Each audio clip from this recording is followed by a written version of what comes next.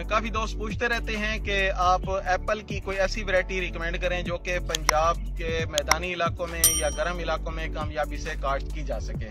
तो आज की वीडियो में हम बात करेंगे एप्पल की ऐसी वैरायटी की, सेब की ऐसी वैरायटी की जो कि पंजाब में कामयाबी से काश्त की जा सकती है। ये जो पौधा आप मेरे साथ देख रहे हैं ये एना वैरायटी है जो कि यहाँ पे चकवाल में काश्त की गई है और ये पंजाब के गर्म इलाकों में या मैदानी इलाकों में कामयाबी से इसको काश्त किया जा सकता है। लेकिन इसका जो फ्रूट होता है ये ग्रीनिश या येलोइश ग्रीन कलर का होता है।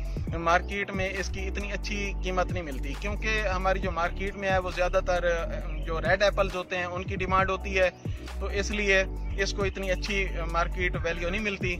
इसलिए मैं आपको कमर्शियली ये सजेस्ट नहीं करता कि आप कमर्शियल इसके बागात लगाएं, लेकिन आप इसको अपने किचन गार्डन के लिए, अपने घर की रिक्वायरमेंट के लिए या डेरे के ऊपर लगाने के लिए आप इसको 8-10 पौधे जो है वो अपने घर में लगा सकते हैं।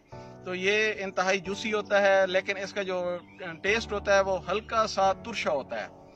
तो ये देखें, ये इसके जो पौधे हैं ये फ्रूट से भरे हुए हैं। फ्रूट इसमें बंचेस में लगा हुआ है, तो ये अंदर तक इसके ऊपर फ्रूट लगा हुआ है। एक पौधे से तकरीबन कोई 1 मन के करीब फ्रूट इसका उतरता है। लेकिन क्योंकि ये जो फ्रूट होता है ये थोड़े पौधे ही होते हैं, तो इसके ऊपर बर्ड्स का जो अटैक होता है वो काफ़ी ज़्यादा होता है। तो उसके लिए ज़रूरी है कि आप इसको जब फ्रूट कोई हाफ एक साइज़ का हो जाए तो आप इसके पौधे को मुकम्मल नेट से कवर कर दें ताकि वो परिंदों से महफूज रहे, वरना सारा का सारा फ्रूट जो है वो डैमेज हो जाता है।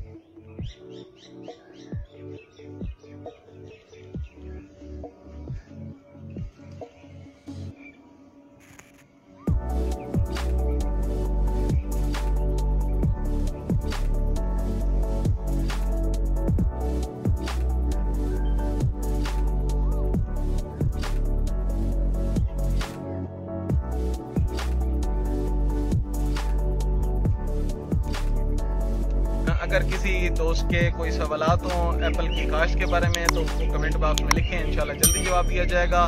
अपने मेज़बान अकील फिरोज को इजाज़त दें। अल्लाह हाफिज़।